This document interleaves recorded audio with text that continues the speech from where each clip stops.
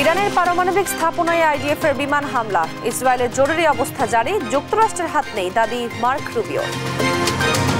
Doctor Yunus Tarique রহমানের বৈঠক আজ, নির্বাচনের সময় নিয়েই হবে মূল আলোচনা, লন্ডনের দিকে তাকিয়ে পুরো দেশ।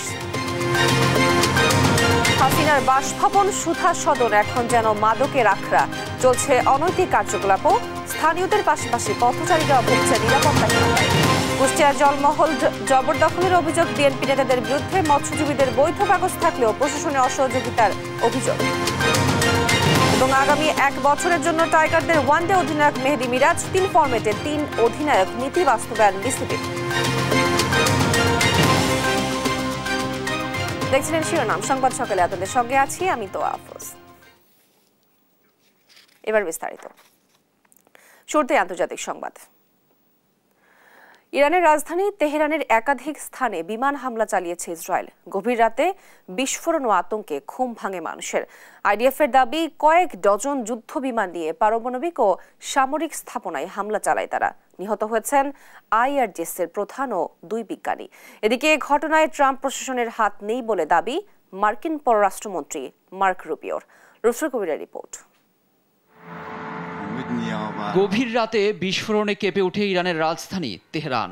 দফায় দফায় বিস্ফোরণে ঘুম ভাঙে মানুষের, আতঙ্কে কোনো মতে বাইরে বেরিয়ে আসে লোকজন।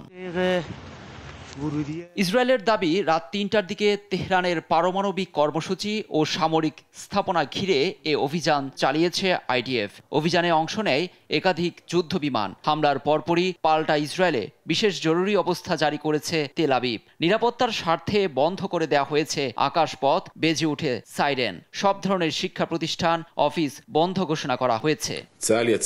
ইরানকে পারমাণবিক কর্মসূচি এবং পারমাণবিক অস্ত্র থেকে বিরত রাখার লক্ষ্যে আইডিএফ সুনির্দিষ্ট আক্রমণাত্মক অভিযান শুরু করেছে। প্রথম দফায় এই অভিযান শেষ হয়েছে। আইডিএফ দীর্ঘ সময় এই অভিযানের প্রস্তুতি নিয়েছে এবং সফল। ইরানের পারমাণবিক কর্মসূচিতে সরাসরি এ হামলার দাবি করেছেন ইসরায়েলি প্রধানমন্ত্রী বিনিয়ামিন নেতানিয়াহু। ভিডিও বার্তায় তিনি বলেছেন, ইরান পরমাণু অস্ত্রের মালিক হয়ে গেলে পুরো মধ্যপ্রাচ্যকে নরকে পরিণত করে তুলবে। ইসরায়েলের অস্তিত্ব টিকিয়ে রাখাই এখন প্রধান লক্ষ্য মনে করেন তিনি। হামলায় ইরানে ব্যাপক ক্ষয়ক্ষতির খবর পাওয়া গেছে। ইসলামিক রেভলিউশনারি গার্ড কর্পস IRGCর প্রধান হোসেন সালামি নিহত হয়েছেন। এছাড়াও 2 পরমাণু বিজ্ঞানীর প্রাণহানির খবর পাওয়া গেছে। ইরানে হামলায় ট্রাম্প প্রশাসনের কোনো হাত নেই দাবি করে তাৎক্ষণিক বিবৃতি দিয়েছেন মার্কিন পররাষ্ট্রমন্ত্রী মার্ক রুবিও। তবে একে জঘন্য ঘটনা আখ্যা দিয়েছে ডেমোক্রেট শিবির। লুৎফর কবির, নিউজ ডেস্ক, দেশ টিভি। এবার অন্যান্য প্রসঙ্গ। হাই ভোল্টেজ লন্ডন বৈঠক আজ, মিলিত হচ্ছেন ডক্টর ইউনূস ও তারেক রহমান। বিশ্লেষকরা বলছেন, ঐতিহাসিক এ বৈঠকে আগামী জাতীয় নির্বাচনের সময় নিয়েই মূল আলোচনা হবে। গণতন্ত্রের সূতিকাগার যুক্তরাজ্যে এই বৈঠক থেকেই বাংলাদেশের গণতন্ত্রে উত্তরণের দুয়ার খুলবে। রাজনীতিতে আসবে সুবাতাস, সূচনা হবে নতুন দিগন্তের। এ বৈঠকের দিকেই তাকিয়ে পুরো দেশবাসী। নাইম আফসানের রিপোর্ট। পুরো বাংলাদেশ এখন চেয়ে আছে লন্ডনের দিকে। শুক্রবার সকাল 9টায় ডরচেস্টার হোটেলে বসছে হাই ভোল্টেজ মিটিং। মিলিত হবেন বাংলাদেশের সরকারের প্রধান উপদেষ্টা ডক্টর ইউনূস ও বিএনপি ভারপ্রাপ্ত চেয়ারম্যান তারেক রহমান। রাজনীতিবিদ ও বিশ্লেষকরা বলছেন, 2 ঘন্টার এই বৈঠকে মূল আলোচনা হবে আগামী নির্বাচনের সময়সূচি নিয়ে। ডক্টর ইউনূস এপ্রিলের প্রথমার্ধে দেশে জাতীয় নির্বাচন করার যে ঘোষণা দিয়েছেন, তাতে আপত্তি প্রধান দল বিএনপির। লন্ডন বৈঠকেই এই সমস্যার সমাধান হবে, নিষ্পত্তি হবে সব সংকটের, এমন আশা বিএনপির স্থায়ী কমিটির সদস্য সালাউদ্দিন আহমেদের। তিনি মনে করেন, বৈঠকটি হবে জাতির জন্য দিক নির্দেশনামূলক। আমি বিশ্বাস করি মাননীয় প্রধান উপদেষ্টার সাথে আমাদের নেতা জনাব তারেক রহমানের বৈঠকটি একটি দিক নির্দেশনামূলক এবং জাতির টার্নিং পয়েন্ট হিসেবে বিবেচিত হবে। কারণ এই বৈঠকেই অনেক কিছুই দুজনের মধ্যে আলাপ আলোচনার মধ্য দিয়ে জাতীয় ইস্যুগুলো নিষ্পত্তি করা সম্ভব হবে। সরকারের পক্ষ থেকে আয়োজন করা লন্ডন বৈঠক ফলপ্রসূ হবে বলে আশা করছেন 2 পক্ষই। এই বৈঠকেই বিএনপির সঙ্গে সরকারের সব মতপার্থক্য ও দূরত্ব কেটে যাবে বলে আশায় বুক বেঁধেছেন দেশের মানুষ। বিএনপির নেতা আমির খসরু লন্ডনে গেছেন। জানা গেছে বৈঠকের ব্যাপারে তিনি তারেক রহমানকে সহযোগিতা করবেন, তবে ডক্টর ইউনূস তারেক রহমানের বৈঠকে থাকবেন না তিনি। মূল বৈঠকটি হবে 1-to-1।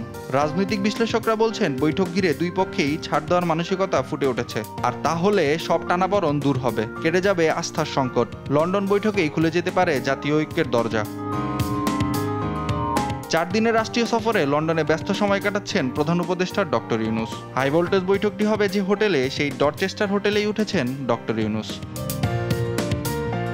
নাইম আফসান, দেশ টিভি, ঢাকা। আওয়ামী লীগের সভাপতি ও সাবেক প্রধানমন্ত্রী শেখ হাসিনার বাসভবন সুধা সদন এখন যেন মাদকের আখড়া। পাশাপাশি চলছে অনৈতিক কার্যকলাপও। রাত যত গভীর হয় ততই যেন তৎপরতা বাড়ে মাদক সেবীদের। এতে শুধু আশেপাশের বাসিন্দারাই নয়, পাশের সড়ক দিয়ে চলাচল করে সাধারণ মানুষও ভুগছেন নিরাপত্তাহীনতায়। সাদ আহমেদের রিপোর্ট। গেল 5 ফেব্রুয়ারি অগ্নিসংযোগের পর পরিত্যক্ত অবস্থায় পড়ে আছে সাবেক প্রধানমন্ত্রীর বাসভবন সুধা সদন। নজরদারি না থাকায় বাড়িটি এখন মাদকসেবী আর কিশোর গ্যাংয়ের আখড়ায় পরিণত হয়েছে। 4 তলা বাড়িটির কোনো ঘরে নেই আসবাব, ভেঙে ফেলা হয়েছে টাইলসও, মেঝেতে পড়ে আছে পোড়া ছাই। দিন কিংবা রাত ভবনের প্রতিটি ফ্লোরে বসে মাদকসেবী আর কিশোর গ্যাংয়ের আড্ডা। শুধু মাদক সেবনই নয়, মাদক সেবনের পাশাপাশি চলছে অনৈতিক কার্যকলাপ। শুধু তাই নয়, মাদক সেবনের রুমেই তৈরি করা হয়েছে টয়লেট। আমরা যদি দেখাতে চাই, সন্ধ্যা হলে এখানে জমে মাদকের আড্ডা। শুধু মাদক নয়, সাথে হয় নানা ধরনের অনৈতিক কার্যকলাপ। ভবনগুলোর মেঝেতে দেখা যায় নানা অসামাজিক কার্যকলাপের চিত্র। দিনের বেলাতেও চলছে অবাধ মেলামেশা। স্থানীয়দের অভিযোগ, কোনো ধরনের নজরদারি না থাকায় দিনে দুপুরে এমনকি রাতেও ওই পরিত্যক্ত বাড়িতে প্রবেশ করছে কিশোর গ্যাং, মাদকসেবী এবং নারী সহ নানা শ্রেণীর লোক। বিশেষ করে সন্ধ্যার পর সেখানে সন্দেহজনক গতিবিধি আরও বেড়ে যায়। তারা বলছেন ধানমন্ডি লেক সংলগ্ন এই ভবনটি এখন এলাকায় অপরাধ কর্মকাণ্ডের কেন্দ্রস্থলে পরিণত হয়েছে। এখানে সন্ধ্যার পরে তো অনেক ছেলেপেলে ঢুকে, অনেকজনের নেশাপান করে, আবার গভীর রাত 10টার পরে মেয়েও নিয়ে অনেকজনে ঢুকে, অনৈতিক কার্যকলাপ হয়। এখানে আসলে অনেক অকাম কুকাম হয়, বুঝছে। এখানে সেই আবার ট্যাবলেট খায়, গাঁজা মাজা খায়। এখানে থাকাটা আমাদের জন্য মুশকিল, কারণ এখানে যেসব অকাম কুকাম হয় তাতে একটা সমস্যা। এখানে মাদকের আড্ডা হচ্ছে, তাছাড়া এখানে বাড়িওয়ালাদের একটা আতঙ্ক না, কখন চুরি হচ্ছে, কখন ছিনতাই হচ্ছে, তো সব কিছু মিলে একটা বিশাল ঝামেলা। অপরাধের স্বর্গরাজ্যে পরিণত হওয়া বাড়িটি ঘিরে উদ্বেগ ও আতঙ্ক তৈরি হয়েছে স্থানীয় বাসিন্দাদের মনেও। দেখে পরিত্যক্ত ভুতুরে বাড়ি মনে হলো এটি সাবেক প্রধানমন্ত্রীর বাসভবন সুধা সদন, যেটি এখন পরিণত হয়েছে মাদকের আখড়ায়। শুধু মাদকই নয়, সন্ধ্যা হলে জমে ওঠে নানা অনৈতিক কার্যকলাপ। স্থানীয় বাসিন্দারা বলছেন কিশোর গ্যাং এবং মাদক সেবীদের তৎপরতা বেড়ে যাওয়ায় নিরাপত্তা হুমকিতে রয়েছেন তারা। সাদ আহমেদ, দেশ টিভি, ঢাকা। কুষ্টিয়ায় মৎস্যজীবীদের জলমহল জবরদখলের অভিযোগ উঠেছে স্থানীয় প্রভাবশালী বিএনপি নেতাদের বিরুদ্ধে। জোরপূর্বক তুলে নেওয়া হয়েছে অর্ধ কোটি টাকার মাছও। মৎস্যজীবীদের দেওয়া হচ্ছে হুমকি ধামকি। জলমহল ঘিরে চালানো হচ্ছে অস্ত্রের মহড়া। সরকারের কাছ থেকে জলমহলটি লিজ নেওয়ার বৈধ কাগজপত্র থাকলেও অভিযোগ দিয়েও মিলছে না প্রশাসনের কোনো সহায়তা। জলমহলটি ফিরে পেতে প্রশাসনের হস্তক্ষেপ চান মৎস্যজীবীরা। ইরফান রানার ক্যামেরায় কুষ্টিয়া থেকে নাহিদ হাসান তিতাসের রিপোর্ট। 37,81,000 টাকায় গত পহেলা বৈশাখ থেকে 3 বছরের জন্য কুষ্টিয়ার ভেড়ামারা উপজেলার ভগীরদহ জলমহলটির 13 কিলোমিটার জেলা প্রশাসকের কাছ থেকে ইজারা নেয় জনসেবা মৎস্যজীবী সমবায় সমিতি। প্রায় অর্ধ কোটি টাকার মাছ ছেড়ে চাষ কার্যক্রম শুরু করেন মৎস্য চাষিরা। তাদের অভিযোগ, স্থানীয় সাবেক বিএনপি নেতা রবিউল সরকার ও আসাদুজ্জামান মিঠু সহ বেশ কয়েকজন প্রভাবশালী জোরপূর্বক দখল করে জলমহলটি, তুলে নেয় অর্ধ কোটি টাকার মাছও। এছাড়াও হুমকি দিয়ে জলমহল ঘিরে তারা চালাচ্ছেন অস্ত্রের মহড়া। কতিপয় বিএনপির নামধারী লোকজন জোর দখল করে রাখেছে গোটা নদীটা। এরা বিএনপি করে প্রভাবশালী ছাত্র ছাড়াই থাইকে হুমকি ধামকি দিয়ে নদীতে নামতে দিচ্ছে না। জোর দখলে সেই মাছটা মেরে নিচ্ছে, এটা বিএনপির লোকজনই। এখন এটা তো আমরা ডাকে পাইছি, এটা তো আমাদেরকে সরকার বুঝাই দিছে। সরকারের কাছ থেকে জলমহলটি লিজ নেওয়ার বৈধ কাগজপত্র থাকলেও অভিযোগ দেওয়ার পরেও মিলছে না প্রশাসনের কোনো সহায়তা। এতে চরম বেকায়দায় পড়েছেন মৎস্যজীবীরা। জলমহলটি ফিরে পেতে প্রশাসনের হস্তক্ষেপ চাচ্ছেন তারা। এখন তো নদী আমাদের, কিন্তু ওরা ওদের ধমকি ধমকিতে আমরা ভিড়তে পারছি লাঠি জানে, প্রশাসন জানে, এসে চলে যায়। সরকারের কাছে আমার আবেদন, মানে যারা পাইছে তাদের যেন সুষ্ঠুভাবে নদীটা আবাদ করতে দেয়। তবে জলমহল দখল ও মাছ তুলে নেওয়ার অভিযোগকে ভিত্তিহীন বলে দাবি করছেন অভিযুক্তরা। তোমরা পাইছো ভালো কথা পাও, আমাদের যে মাছ আছে আগাগোড়া নদীতে কিছু না 8-9টা পাট আছে, বুঝছেন, পাট হ্যাঁ, আমার এই অংশে মনে হয় 40 জন পার্টনার আছে, এরা হচ্ছে এই মাছটার মালিক। আমাদের মাছই ওরা মারতে দেবে না, এই ব্যাপারে ওনারা বিভিন্ন সময় বিভিন্ন পাইকারে ঘুরে বেড়াচ্ছে। এদিকে তদন্ত সাপেক্ষে ব্যবস্থা নেওয়ার কথা বলছে স্থানীয় প্রশাসন। আমি যে আমার উপর যে তদন্ত আছে সেই তদন্ত আমি করব, আর যে মাছ যে চুরির বিষয়টা আছে সেই বিষয়টা আমি থানাকে অবহিত করেছি এবং তারা অস্ত্র প্রদর্শন করছে এটাও আমি জেনেছি, এবং এই বিষয়ে আমি র্যাব এবং সেনাবাহিনীকে জানানো হয়েছে। আশা করি ব্যবস্থা গ্রহণ হবে। এক পক্ষের আমরা অভিযোগ পেয়েছি, বিষয়টি তদন্তাধীন আছে, তদন্ত করে আমরা আইনের ব্যবস্থা নিব। জলমহলটি দখলমুক্ত করতে দ্রুত ব্যবস্থা নেবে প্রশাসন, আবারও মাছ চাষ করবে মৎস্যজীবীরা, এমনই প্রত্যাশা সংশ্লিষ্টদের। নাহিদ হাসান তিতাস, দেশ টিভি, কুষ্টিয়া। সপ্তাহান্তে রাজধানীর বাজার পরিস্থিতি জানাতে সরাসরি যুক্ত হচ্ছেন আমাদের সহকর্মী তারেক মাহমুদ সুজন। তারেক, বাজারে নিত্যপণ্যের দাম কেমন দেখছেন, বিস্তারিত আমাদেরকে জানাবেন। ঈদুল আজহার এই বন্ধের কারণে কিন্তু রাজধানীর বাজারগুলোতে যে দাম সেটা খুবই কম। আমরা এখানে যে তরকারির বাজার, সবজির বাজার যেমনটা দেখেছি যে 20 থেকে 30 টাকাও কমেছে কিছু কিছু সবজির, এবং অধিকাংশ সবজি কিন্তু 30 থেকে 40 টাকার মধ্যে, যেগুলো আগে 50-60 টাকা করেছিল। আমরা এখানে ব্যবসায়ীদের সঙ্গে কথা বলেছি, তারা যেমনটি বলেছেন সরবরাহ ঠিক থাকলেও ক্রেতা সমাগম কম থাকায়, অর্থাৎ যারা ঈদের ছুটিতে বাড়িতে গেছে তারা কিন্তু সবাই এখন পর্যন্ত আসেনি, যার ফলে কিন্তু তারা যেমনটি বলছেন বিক্রি খুবই কম এবং খুবই কম মূল্যে তারা বিক্রি করছে। আমরা যেমনটি দেখছি এখানে পটল 30 টাকা বিক্রি হচ্ছে, ঢেঁড়স বিক্রি হচ্ছে কেজি প্রতি 40 টাকা, একই সঙ্গে শসা প্রকারভেদে 40-50 টাকা করে বিক্রি হচ্ছে, আলু যথারীতি 20 থেকে 35 টাকা কেজি দরে বিক্রি হচ্ছে। তো বিক্রেতাদের সঙ্গে আমরা কথা বলে যেমনটা বলছি যে এই মূলত ছুটির কারণেই তারা তাদের সরবরাহ ঠিক থাকলেও তাদের ঠিকভাবে তাদের ক্রেতা না পাওয়ায় কিন্তু অনেক পণ্যের কিন্তু দাম কম, একই সঙ্গে নষ্ট হচ্ছে। একটু যদি বলতাম আজকে বাজার পরিস্থিতি কি, আপনারা কেমন দেখছেন? না দাদা, ঈদের পরে শুধু 2টা দিন ভালো গেছে, রোববার সোমবার, এরপরে শুধু ডাউন, কাস্টমারে আসে না বাজার। আজকে দাম কেমন কোনটার? দাম সিরিয়ালে বলি, ভেন্ডি 30 টাকা, পটল 30 টাকা, বটবটি 40, শসা 50, পেঁপে 40, এই যে ধুন্দুল 50 টাকা, সিসিঙ্গা 40 টাকা, লতি 50, সরিষ 60। যেমনটি বলছেন একজন বিক্রেতা যে ক্রেতা সমাগম কম থাকার কারণে কিন্তু দাম বলা চলে 10 থেকে 20 টাকা পর্যন্ত কম প্রত্যেকটি সবজিতে, এবং ক্রেতাদের সঙ্গে আমরা কথা বলেছি, তারা আজকের বাজারে সন্তুষ্টি জানিয়েছেন। এবং আমরা এছাড়াও তবে আজকের বাজারে মুরগির দাম, ব্রয়লার মুরগি 10 থেকে 15 টাকা বেড়ে 150-60 টাকা বিক্রি হচ্ছে, এবং সোনালী বিক্রি হচ্ছে 260-70 টাকা। তো আজকের এই বাজারে এখন পর্যন্ত ক্রেতা বিক্রেতারা যেমনটি বলছেন যে ক্রেতা সমাগম কম থাকার কারণে কিন্তু রাজধানীতে এখন যে বাজার সেটি নিম্ন গতির মধ্যে রয়েছে। এ ছিল আমার কাছে কারণ বাজার থেকে সবশেষ। সুজন, আপনাকে ধন্যবাদ। দর্শক, রাজধানীর বাজার পরিস্থিতি জানাতে আমাদের সাথে সরাসরি যুক্ত ছিলেন আমাদের সহকর্মী তারেক মাহমুদ সুজন। দর্শক, কথা বলছেন বাংলাদেশ জাতীয় ক্রিকেট দলের ওয়ানডে অধিনায়ক মেহেদী মিরাজ। আমরা সরাসরি চলে যাচ্ছি সেখানে।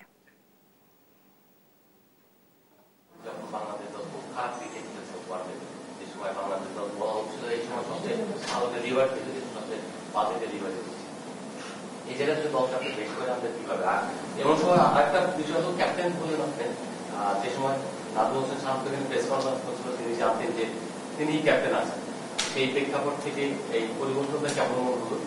আর আপনি যে ক্যাপ্টেন হলেন, দলটা কি আপনাকে জিজ্ঞেস করে করছে না শান্ত আগে করে এসেছে? না, আপনি যেটা বললেন যে এখন তো যেহেতু টেস্ট ম্যাচের ও ক্যাপ্টেন্সি করছে, ওর সাথে ওইভাবে ডিসকাস করেছে। ওডিআই তো এখনো কোনো ডিসকাস করেনি। সো যারা আছে ওডিআই তো মাত্র ক্যাপ্টেন ঘোষণা করলে এরপরে টিম দিবে, হয়তো ডিসকাস করবে, সিলেক্টর আছে, তারপর টিম ম্যানেজমেন্ট আছে, সবাই যারা আছে ডিসকাস করেই সবকিছু একটা ডিসিশন সবাই নিবে। আর একটা জিনিস কি বললেন,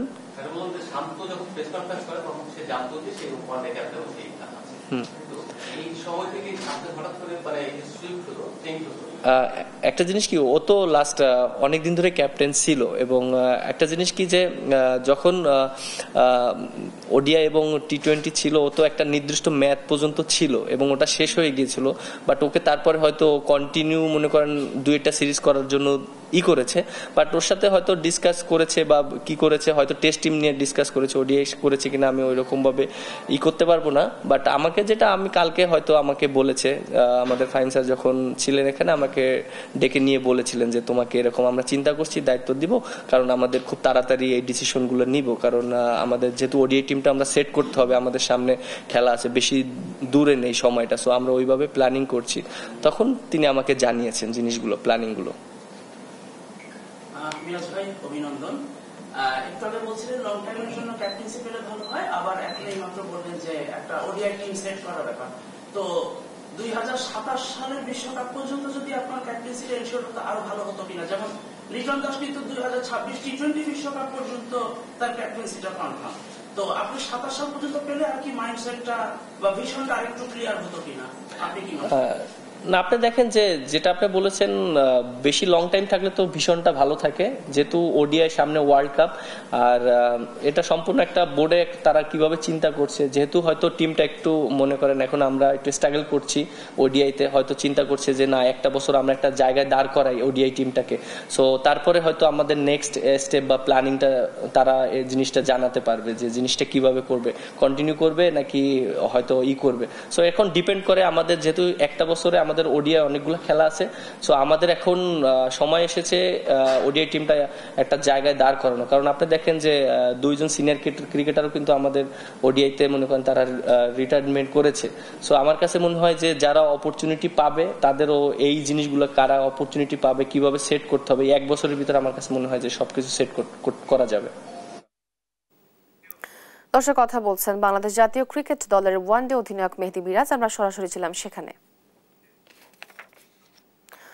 পরিবারের সঙ্গে ঈদ উদযাপন শেষে কর্মস্থল ঢাকায় ফিরতে শুরু করেছে মানুষ। সড়কপথের পাশাপাশি উপচে পড়া ভিড় নৌপথেও। আরো জানাতে বরিশালের লঞ্চঘাট থেকে যুক্ত হচ্ছেন আমাদের সহকর্মী শাকিল মাহমুদ। শাকিল, যাত্রীরা স্বাচ্ছন্দ্যে ফিরতে পারছেন কি, এবং অতিরিক্ত ভাড়া আদায়ের অভিযোগ রয়েছে, এ বিষয়ে যাত্রীরা কি বলছে, জানাবেন বিস্তারিত।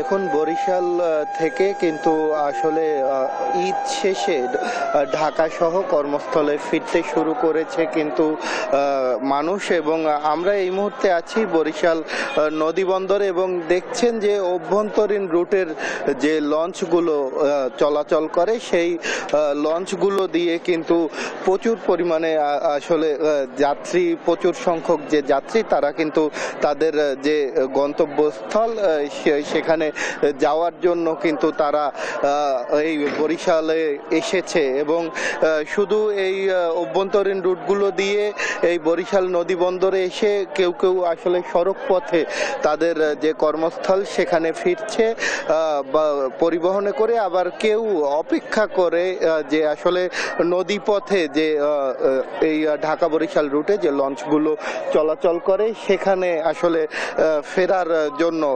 তবে এর আগে আমরা দেখেছি যে বরিশাল ঢাকা রুটে প্রতিদিন 2টি লঞ্চ চলাচল করলেও এখন কিন্তু তা বেড়ে কখনো 3টি, কখনো 5টি, আবার কখনো 8টি লঞ্চও আমরা চলাচল করতে দেখেছি। এবং দিন যত যাচ্ছে ততই কিন্তু আসলে যাত্রী চাপ বাড়ছে, এবং আজ এবং আগামীকাল কিন্তু যাত্রী চাপ অনেকটাই বেশি থাকবে বলে কিন্তু জানিয়েছে সংশ্লিষ্টরা। তবে অভিযোগ যেটা উঠেছে যে ভাড়া বেশি নেওয়া হচ্ছে। যেমন অভ্যন্তরীণ রোডগুলোতে 50 থেকে 100 টাকা ভাড়া বেশি নেওয়া হচ্ছে প্রকারভেদে। ঠিক তেমনি ঢাকা বরিশাল রুটের যে লঞ্চগুলো আছে সেখানে কিন্তু আগে ডেকের ভাড়া 300 টাকা থাকলেও এখন কিন্তু 400 টাকা করে নেওয়া হচ্ছে। এছাড়া ডাবল কেবিনের ভাড়া আগে 2000 টাকা থাকলেও এখন কিন্তু সেটি 2400 টাকা নেওয়া হচ্ছে এবং সিঙ্গেল কেবিনের ভাড়া কিন্তু আগে 1000 টাকা থাকলেও সেটি 1200 টাকা করে নেওয়া হচ্ছে। তবে এই বিষয়ে যে অভিযোগ সেই অভিযোগগুলো মানতে নারাজ কিন্তু সংশ্লিষ্টরা। তাদের দাবি যে সরকার নির্ধারিত যে ভাড়া সেই ভাড়াই নিচ্ছেন তারা। এ বিষয়ে আমি কথা বলছিলাম নদীবন্দর কর্মকর্তার সাথে। তিনি যেটা জানিয়েছেন যে সরকার নির্ধারিত যে ভাড়া আছে সেটি বাইরে নেয়ার কিন্তু কোনো সুযোগ নেই এবং যারা আছে বর্তমানে যে ভাড়াটি নেওয়া হচ্ছে সেটি সরকার নির্ধারিত ভাড়াই নেওয়া হচ্ছে। তবে এর আগে যেটি কম ভাড়া নেওয়া হতো সেটি লঞ্চ মালিকদের আসলে যাত্রীদের বেশি নেয়ার জন্য একটি কৌশল ব্যবহার করা হতো। এই কারণে তারা সরকার নির্ধারিত ভাড়ার থেকেও কম নিত। তবে এখন সরকার নির্ধারিত ভাড়াই নেওয়া হচ্ছে। যদি অভিযোগ প্রমাণ করতে পারে যে বেশি ভাড়া নেওয়া হচ্ছে তাহলে তার বিরুদ্ধে ব্যবস্থা নেওয়ার কথাও কিন্তু জানিয়েছেন সংশ্লিষ্টরা। তো বরিশাল থেকে এতটুকুই ছিল আমার কাছ থাকা সবশেষ। শাকিল, আপনাকে ধন্যবাদ। দর্শক, বরিশালের লঞ্চঘাট থেকে আমাদের সাথে যুক্ত ছিলেন আমাদের সহকর্মী শাকিল মাহমুদ, জানাচ্ছিলেন সেখানকার সর্বশেষ পরিস্থিতি। সড়ক পথের ঈদ ফিরতি যাত্রা নিয়ে বিস্তারিত জানাতে রংপুর থেকে যুক্ত হচ্ছেন সহকর্মী রফিকুল ইসলাম। রফিক, যাত্রীদের ভিড় কেমন এবং অতিরিক্ত ভাড়া আদায়ের অভিযোগ রয়েছে কিনা বিস্তারিত আমাদেরকে জানাবেন। তো আপনি জানেন যে এবার সরকারি বেসরকারি যা কর্মকর্তা কর্মচারী রয়েছেন তারা কিন্তু দীর্ঘ একটি ছুটি পেয়েছেন। সেই ছুটি আগামী রবিবার শেষ হবে। যেহেতু এই ছুটি শেষ হতে চলেছে, আমরা আপনাকে দেখানোর চেষ্টা করছি যে এই টার্মিনালগুলোতে ব্যাপক যাত্রীদের উপস্থিতি রয়েছে প্রতিটি সময়ে, অর্থাৎ যে সময়টিতে গাড়ি যাচ্ছে 7টা 8টা বা 11টা যে সময়ে